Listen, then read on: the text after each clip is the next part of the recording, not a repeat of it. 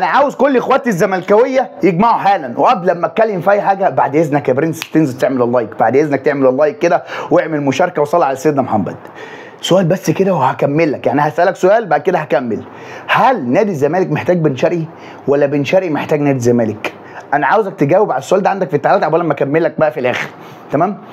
نادي الزمالك النهارده بعد ما استلم مقدم التعاقد من شركه كوكاكولا دفع للاعيبه نادي الزمالك كل الفلوس المتاخره. اللهم اتفضلوا، فلوس جت اهي. اتفضلوا. هي الناس متضايقه من قصه شركه كوكاكولا وان نادي الزمالك تعاقد معاها وبقى هو الراعي الرسمي لنادي الزمالك او من ضمن الرعاه يعني، وناس تقول لك ده نادي الزمالك تعاقد مع الموضوع ده بعد الاحداث والكلام ده كله. انا ما بحبش اقول رايي في الموضوع ده عشان رايك يا باشا معروف، ما انت سمو قاطع الحاجات دي، انت اساسا متضايق من الحاجات دي. فهي دي قصه اشخاص وقصه اداره، هي مش قصه انا. ولكن انت كشخص اللي في ايديك تعمله انك تقاطع الحاجات دي. بس انت كشخص او كمشجع لنادي الزمالك انت مش هتعرف تبطل تشجع نادي الزمالك. بس اللي خد القرار ده ناس اداريين. بس انت كناديك مش هتعرف تعملها. تقول لي ما الاهلي عملها، اقول لك يا باشا الاهلي اساسا متعاقد مع شركه كوكاكولا من قبل الاحداث. تمام؟ هي القصه مع نادي الزمالك ان نادي الزمالك تعاقد مع شركه كوكاكولا بعد الاحداث. وبعد الاحداث بشويه يعني. وانا كنت مكلمك في الموضوع ده بقالي كتير. تمام؟ ولكن مش هنتكلم عشان اتكلمت في الموضوع ده، خلينا بقى نخش في موضوعنا. نادي الزمالك دفع بقى يا باشا النهارده كل الفلوس المتاخره للعيبه نادي الزمالك. وطول ما اللعيبه خدت فلوسها، طول ما اللعيبه هتعرف تديك في الملعب. طول ما اللعيبه يا باشا قفشت الفلوس، وطول ما اللعيبه يا باشا قالت لك خلاص احنا خدنا كده مستحقاتنا فاحنا نلعب بقى. فلعيبه نادي الزمالك واداره نادي الزمالك بعد ما خدت يا باشا الفلوس 30 مليون جنيه، ما تعرفش هم خدوا كام بس هو المبلغ كبير. يعني شركه كوكاكولا دفعت لنادي الزمالك مبلغ كبير. تمام؟ فانت بتتكلم ان نادي الزمالك خد يا باشا الفلوس من هنا ودفع. تمام؟ اركب بقى الحوار ده على جنب. بن شرقي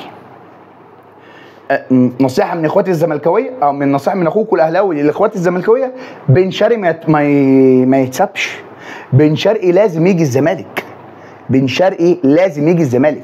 نادي الزمالك هو محتاج بن شرقي وبن شرقي محتاج الزمالك. ده السؤال اللي انا سالته لك. الاثنين محتاجين بعض والاثنين هيلاقوا بعض.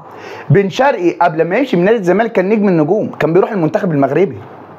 تمام؟ بن شرقي لما جه نادي الزمالك نور، حتى بعد ما مشي من نادي الزمالك ما تسمعش عنه. خلاص، ما هو كان بيلعب في نادي كبير يا باشا. كان بيلعب في نادي كبير، نادي اسمه الزمالك، فكان نادي الزمالك منوره كده وخلي الناس بقى شايفاه والناس باصه عليه والكلام ده كله. تمام؟ فيعني اداره الزمالك لازم تشد شويه في موضوع بن شرقي.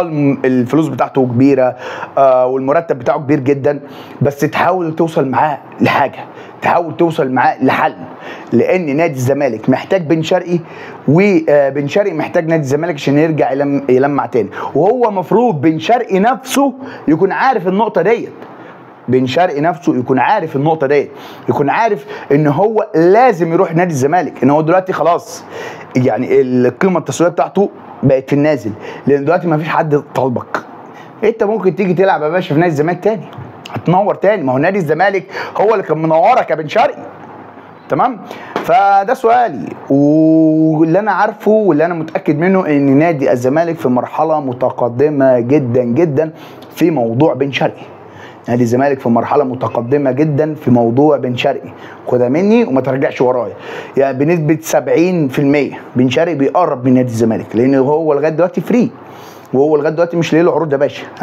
فنادي الزمالك هيخش بقى جوه العاطفه، ده ناديك يا بن شرقي ومش عارف ايه والكلام ده كله. فاهم انت؟ ما تنساش يا برنس اللايك بتاعك، ولو وصل لايك جديد هطلع على طول اقول لك. يلا سلام.